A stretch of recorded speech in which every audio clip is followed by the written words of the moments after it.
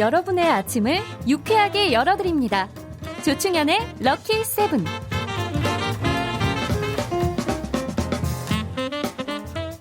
네, 재밌게 듣다 보면 머리에 지식이 남는 시간이죠. 반주원에 들리는 역사, 한국사 강사 반주원 선생님 안녕하세요. 네, 안녕하세요. 오늘 왜 이렇게 숨을 헐떡거리면서 오시는 그러게 거예요? 말입니다. 네. 제가 방금 교통방송에서 나온 그 막 사고 나고 해서 막힌다고 했던 데 있죠? 거기를 뚫고 왔습니다. 진짜 이른 시간에 고생이 많으십니다. 너무 감사합니다. 다들 진짜 운전 조심하셔야 될 것 같아요. 그러니까요. 네. 네. 8591님도 반주원에 들리는 역사와 오늘도 밤샘에 들리는 역사 본방사수 그것도 모자라 매일매일 듣게 됩니다. 쏙쏙 들어오는 역사 이야기 오늘 기대할게요. 네, 감사합니다. 또 이런 분들이 계시니까 그럼요. 정말 그 지옥 같은 그 교통체증을 다 뚫고 또 오늘 오신 거죠. 네. 네, 기대가 됩니다. 오늘 또 어떤 이야기 해주실까요? 자, 오늘은요. 우리가 이제 일전에 한번 역사 속에 어원을 두고 있는 단어들, 뭐 사자성어 이런 것들을 했던 적이 있는데요. 네. 그때 굉장히 재미있어 하셨어요. 그래서 제가 다음에 꼭 그랬나? 2탄을 준비해 볼게요. 네. 라고 말씀드렸거든요. 네네네. 오늘이 바로 그 2탄입니다. 2탄. 네. 자, 그럼 작년에 그 한번 수업한 것 같은 기억이 확실히 있는데, 근데 재밌긴 했어요. 다짜고짜 끼를 너무 내셔가지고 내가 굉장히 제가 당황을 해가지고. 어머나, 그렇다면 오늘이라고 예외일까요? 선생님. 네. 진짜, 하지만 우리의 조르디라면, 네. 우리의 조르디라면 다 맞출 수 있는 정말 볼까요? 재미있는 얘기들. 네. 자, 일단은요. 네. 중국 역사 속에 근원을 두고 아주 애절한 사랑 이야기가 있는데요. 거기에서부터 생겨난 단어가 있습니다.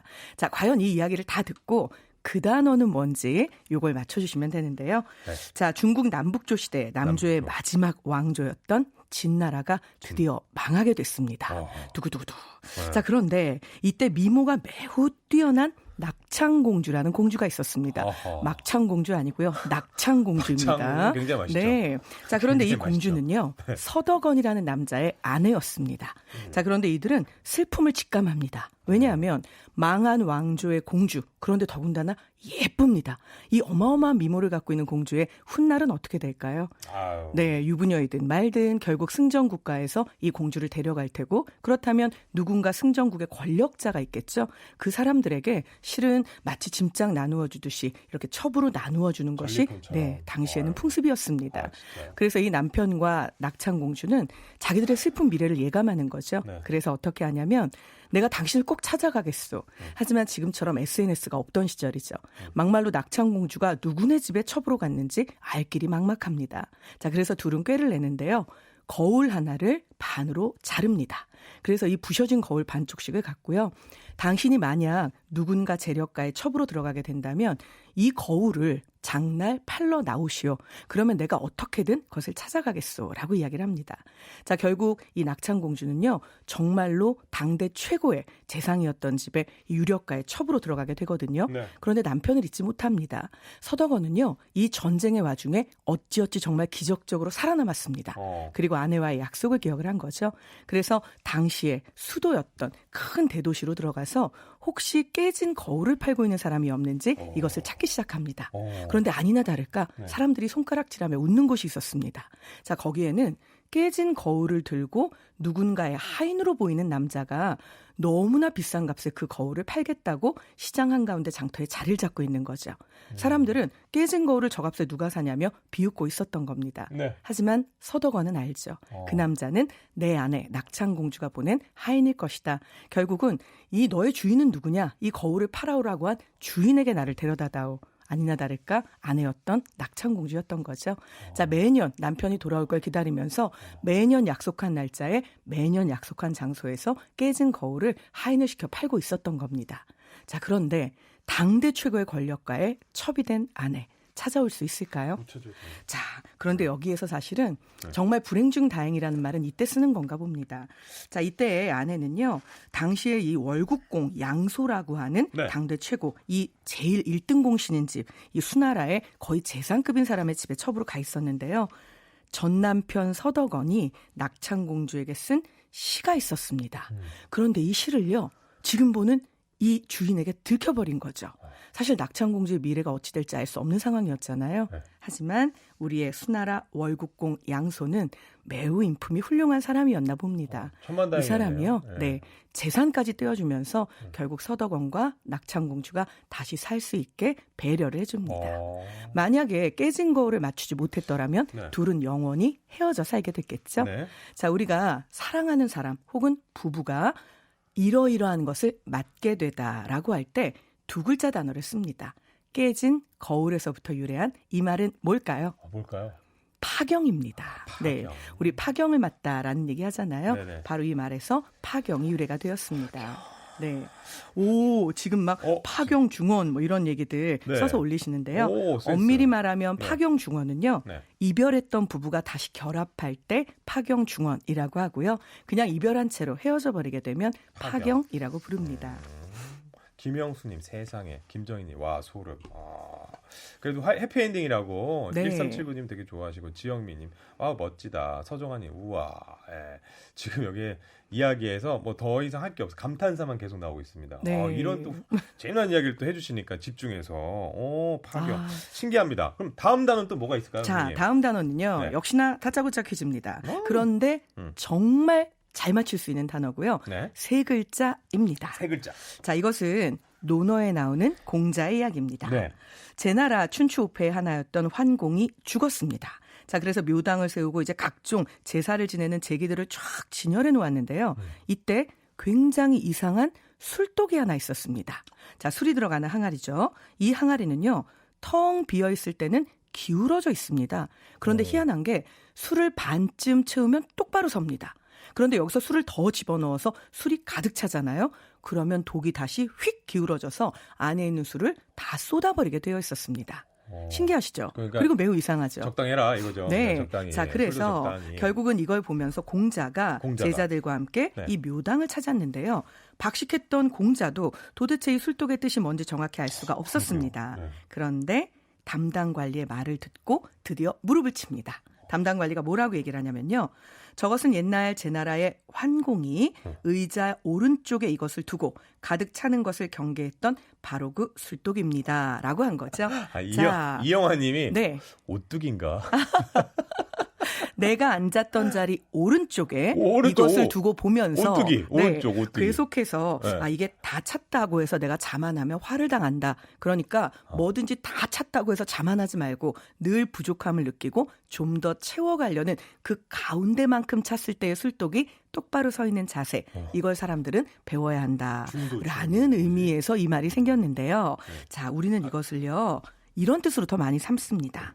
자리에 오른쪽에 붙여놓고 반성의 자료로 삼는 격언이나 경구. 뭘까요? 뭐지? 앉을 좌자, 오른쪽 우자, 좌우명입니다. 네, 좌우명. 맞습니다. 좌불안 쓰겠네. 그래서 우리 사실 이 좌우명이란 말을 늘 우리 가까이에 두고 뭔가 경계나 가르침으로 삼는 근데 것이라고 알고 술독 있죠. 이름이었어요? 네, 맞습니다. 좌우명이 바로 술독 이름이었어요. 이 술독의 일화에서부터 시작이 된 거죠. 재밌네. 그런데 조금만 생각해보면 정말 맞는 얘기죠. 우리가 뭔가를 채워갈 때는 부족하니까 열심히 채우다가 이게 어느 정도 선을 넘어가서 가득 찼다라고 스스로 자만할 때 사실은 가장 위에서부터 이제 끌어내려지는 시기인 거잖아요. 네, 그러니까 늘 나는 부족하다라고 경계하고 더 많이 노력한다면 그렇게 다 찬 술독이 쓰러지는 것처럼 쓰러지는 일은 없겠죠. 명심하겠습니다. 저도 네. 명심하겠습니다. 저도 명심해야 합니다. 홍경란님이 세 글자 뭐더라? 뭐더라 하셨고요. 다들 오뚜기인 줄 알았다고. 네, 근데 그 얘기 들으니까 배가 고파지는데요. 야, 좌우명 그렇구나. 네. 대박이라고 지금 다들 1702님도 그러고 유민우님도 오늘 정말 좋은 지식 배우네요. 좌우명. 재밌다. 요트 경기장 7117님 재밌다는 얘기 별로 안 하시는 분이에요. 시니컬하신 분인데 재밌다고 세 글자 두 번 감사합니다. 해주셨습니다. 네. 수원 영통 설향이님 늘 즐거운 역사 이야기 반쌤 덕분에 야 최미영님 술독 이름이 좌우명인 거 처음 알았네요. 이렇게 또 보내주셨습니다. 반응 좋네요. 진짜 재밌어요. 자 네. 그러면 또 다른 단어. 네, 또 다른 단어 있습니다. 또 있죠. 자, 예를 들면 우리 조르디가 소개팅을 나간 겁니다. 물론 그럴 리 없겠지만 앞에 앉은 여자가 싫어 라고 했습니다. 이런 경우에 우리는 무엇 맞았다라고 할까요? 그 퇴짜 맞았다고 하죠. 맞습니다. 네, 우리 조르디. 네. 자, 그렇다면 퇴짜 맞았다 혹은 퇴짜 놓았다라는 말은 어디에서부터 시작이 된 걸까요? 그 침을 퇴 뱉은 거예요, 그냥. 아, 진짜요? 네, 예. 아닌가? 그것도 또 가능할 수 있겠네요. 한 1000년쯤 후에 우리 후손들은 조르디의 말 때문에 침, 퇴, 뱉은 것 이렇게 또 생각할 수도 뭐지? 있겠네요. 그 왜지? 자, 네, 퇴짜는요. 어떻게 나온 거예요? 네, 의외로 간단한데요. 이 퇴라고 하는 글자가 물러날 퇴짜입니다. 아, 물론 네, 퇴. 다른 말로 하면 퇴각하고 막 이럴 그렇죠. 때. 다른 말로 하면 물리치다라는 뜻도 있는데요. 네. 자, 조선시대에 조정으로 올려보내는 물건들을 일일이 체크하는 일 당연히 필요했겠죠. 그렇죠. 그리고 조정으로 들어가는 물건들은 당연하게 가장 품질이 좋고 상품. 당시로서는 그렇죠. 네. 최상품이 들어갔습니다. 네. 그런데 이 물건들을 쭉 가지고 온 사람들 일일이 검사를 하다 보면 최상품이 아닌 것이 있었겠죠. 아. 자, 그러면 이때 관리들이 이건 도로 가져가라고 할 때 글자 퇴자를 찍어주었습니다. 아, 퇴짜를 찍어줬구나. 그래서 뭔가를 물릴 때 나 이거 필요 없어, 나 이거 싫어, 도로 가져가게라고 할 때 우리는 퇴짜 맞추다 혹은 퇴짜를 놓다라고 말하게 된 거죠. 그렇구나. 네, 재밌다. 여러분 퇴짜 안 맞으시고요. 퇴짜 맞을 일 없길 진심으로 바랍니다. 네, 알겠습니다. 저희도 사실 음악이 좋은 방송이기 때문에 저희가 퇴짜 맞을 일이 없습니다. 그러니까 노래 요거 한 곡 들으면서 퇴짜는 잊어버리는 걸로 하도록 하겠습니다. 자, 안개꽃님이 신청해 주신 김아중의 마리아 띄워드릴게요. 네, 우리는 김아중의 마리아를 듣고 왔습니다. 음악이 좋은 방송 KBS 2라디오 조충현의 럭키세븐 반주원에 들리는 역사 함께하고 계십니다. 오늘은 우리가 흔히 쓰는 단어들의 어원, 역사와 관련 있는 어원들 살펴보고 있는데 저희 안수진 님이 노래 나올 동안 혼자 반쌤한테 재밌는 역사 이야기 듣는 거 아니시죠? 방금 반쌤 옆모습 진짜 이뻤. 앞모습도 이쁘시지만 이렇게 지금 난리가 났습니다. 그 지영민님 어쩜 그리 막힘없이 술술 재밌게 이야기해 주시는지 반쌤께 반해버렸어요. 그리고 또 지금 약간 응용하셨네. 3572님 정답이 아닌 오답을 보내니 그래서 답을 퇴짜 맞았군요. 참 우리 청취자들은 말씀도 너무 예쁘고 재밌게 잘하세요. 네, 김현웅님 난리 났습니다. 블루투스 스피커 퇴짜 맞았단 말이야. 이러다 럭키세븐과 파경한단 말이야. 선물 주는 방송만 듣는 게 내 좌우명이란 말이야. 아, 이분은 뭐 라임이 거의 뭐 래퍼, 네. 래퍼 순이시네요. 약간 집착이 있으시네 이분. 다음번에 언제 한번 우리 조르디가 이거를 라임에 맞춰서 랩으로 읽어주시면 엄청 재밌겠는데요. 그러니까 김현웅님 파이팅 하세요. 파이팅 하시고 오늘 또 이렇게 재밌는 역사 이야기 함께 하면서 마음 좀 풀란 말이야. 마음 좀 풀어주시고요. 네. 자, 그 0153님께서 외국인에게 한국어를 가르치고 있는데 라디오에서 듣고 고급밤 수업할 때 알려주면 너무 재밌어요. 네, 역사쌤, 반전쌤, 쪼르디 감사해요 하셨어요. 네, 저도 감사합니다. 진짜 좋습니다. 오늘 또 재밌는 이야기 하고 있는데 네. 역사와 관련된 어원들 살펴보도록 하겠습니다. 이게 제가 오늘 배운 단어들 쓸 때마다 역사가 생각날 것 같은데 많이 아는 척 이게 거들먹거리면서 읊어줘야겠어요. 아, 이 거들먹거리다. 이 우리 조르디하고 너무 딱 어울리는데. 거들먹거리다. 왜냐하면 이게 아무것도 없는 사람이 거들먹거리면 실은 눈살을 찌푸리게 되는데요. 좀 있는 사람이 거들먹거리면 또 나름 어울리거든요. 우리 조르디 어울립니다. 아니, 없는 사람이라서 저는. 아닙니다. 네. 어떻게, 자, 네. 그런데 거들먹거리다. 우리 조르디가 방금 얘기를 했습니다. 그런데 이 말도요. 역사 속에 어원이 있습니다. 그런데 더 재미있는 것은 거들먹거리다와 거덜나다가 같은 어원입니다. 자, 거덜나다라고 할 때 또는 네. 거들먹거리다라고 할 때요.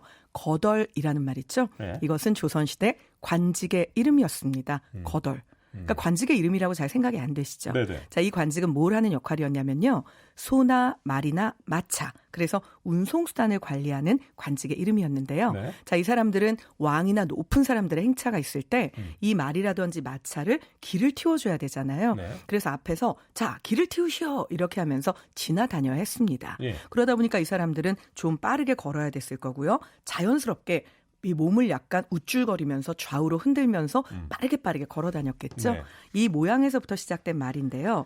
어떤 사람이 몸을 흔들거리는 것을 보면서 아, 왜 이렇게 거들먹거려라는 이야기가 나오게 됐고요. 이 몸이 몹시 흔들리게 아주 빨리 가는 말을 거덜마라고 부르기도 했습니다. 이것이 자연스럽게 후에 이어지면서 어떤 살림이나 그 밖의 기반이 흔들거려서 다 사라져버렸을 때 우리는 거덜난다라는 말도 쓰게 된 것이죠. 그러니까 뭔가가 흔들리는 모양새, 여기에서부터 거들먹거리다, 거덜난다 두 단어가 모두 나오게 되었습니다. 그렇군요. 잘 모르고 거들먹거렸다는 그냥 경을 치겠어요. 이런. 알고 하셨나요? 경을 치다. 이 경을 치다라는 말도 사실은 네. 역사 속에 어원이 있는 말입니다. 어. 자, 우리 이 말 참 그래요? 많이 쓰죠. 나 오늘 경 쳤어. 야, 저런 경을 칠. 이렇게 얘기를 하잖아요. 네네네. 자, 그런데 여기에는 두 가지 정도의 어원이 있습니다. 한 가지는 조금 무서운 말인데요. 자, 우리나라에는 본래 5가지 오형이 있습니다. 태, 장, 도, 유, 사. 이렇게 5가지 형벌이 있고요. 네. 자, 이거 외에 부가적으로 행해지던 것 중에 자자라는 형벌이 있습니다. 자, 이것을 사극에서 가끔 보셨을 텐데요. 예를 들어 도망을 친 노비의 이마에다가 예를 들어 너는 도망간 노비다. 추노. 이렇게 그렇죠. 네, 추노. 새기는 것들 네, 보신 적 있으시죠? 그렇죠. 결국은 글자를 새겨서 형벌을 줄 때 자자형이다라고 이야기를 하거든요. 글자로. 네. 자, 그런데 이때 경을 친다는 건요.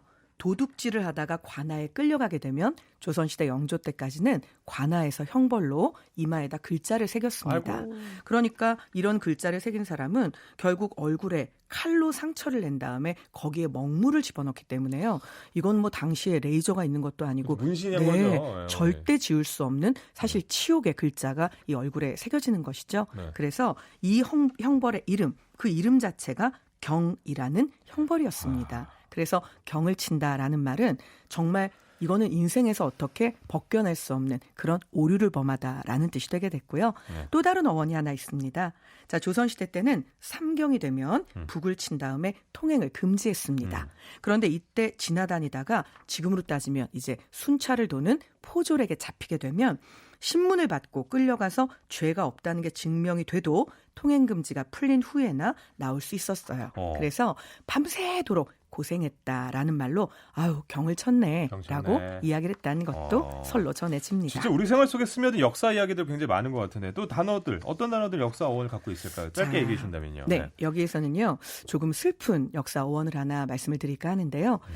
이게 조선시대 때까지는 쓰지 않았던 말입니다. 그런데 개화기를 지내고 일제강점기를 지내면서 이 말이 생겨났습니다. 자, 일제강점기를 지내면서 생긴 이 말 우리 조르디에게 다짜고짜 퀴즈로 물어볼 텐데요. 아주 쉽습니다. 자, 가을이 됐어요. 날이 추워집니다. 그런데 그냥 자연스럽게 추운 게 아니라 그날따라 몹시 세차게 바람도 불고 하늘은 잿빛이고 마음은 우울하고 뭔가 내가 오그라들면서 왜 이러지? 그럴 때 우리는 이것 년스럽다라고 이야기합니다. 을씨년스럽다. 맞습니다. 네. 자, 이 을씨년스럽다라는 말은요. 바로 1905년 맞아요. 을사늑약이 네. 체결되었죠. 네. 자, 이때 민영환과 같은 분은 자결로서 맞아요. 을사늑약의 부당함을 이야기했고 네. 최익현은 끝까지 이에 항거하다가 일본 땅에 끌려가서 결국 대마도에서 죽임을 당하게 되는데요. 네. 바로 이 을사조약 이게 있었던 해에 우리 국민들의 마음이 얼마나 추웠겠습니까? 그쵸. 그래서 을사년 같다라는 말에서부터 을씨년스럽다라는 말이 나오게 됩니다. 자, 이 외에도요. 요건 또 좀 귀여운 말입니다. 우리 아양 떤다라는 말 쓰잖아요. 네. 걔 아양을 떨어. 자, 그런데 이 아양은요. 네. 아얌 떨다라는 말에서 나온 겁니다. 자, 아얌이라는 건 옛날 여인들이 겨울에 쓰던 모자인데요. 이게 좌우가 다 트여 있고 털로 또 장식이 되어 있습니다. 그래서 아얌 알아요. 그렇죠. 기억나요. 그래서 네. 아름다운 무늬까지 새겨져 있기 때문에 요걸 가지고 사실 쓰고 나가면 남들의 시선을 끌게 되겠죠. 누가 봐도 예뻐 보이겠죠. 그래서 쟤는 왜 남들의 시선을 끌려고 저렇게 예쁜 척을 해? 라고 할 때 아얌을 쓰고 떤다, 애교를 떤다. 그래서 아양 떨다라는 말이 떨다. 나오게 됐습니다. 아유, 자 이렇게 그럼 제 아양 떨거나 이러진 않아요. 아유, 뭐 그냥 가만히 계셔도 멋지죠. 아닙니다. 자, 일상적인 단어 속의 역사적 어원을 또 저희가 짚어봤습니다. 오늘도 재밌는 수업 너무 또 많이 해주셔서 정말 감사합니다. 4987님이 방쌤 최고의 목소리 귀에 팍팍 들어온다고. 너무 감사하고요. 제가 사실은 정말 더 열심히 해서 여러분이 저한테 학을 떼는 일이 없도록 해야 될 텐데요. 네. 학질이라고 하는 건 말라리아를 말합니다. 그래서 학을 떼다라는 말은 내가 드디어 말라리아를 떼버렸어. 네. 우리 조상들에게는 소중한 생활 속의 단어였던 거죠. 알겠습니다. 여기까지 또 짚어주셨으면 선생님 다음 주에 뵙겠습니다. 안녕히 가세요. 네, 감사합니다.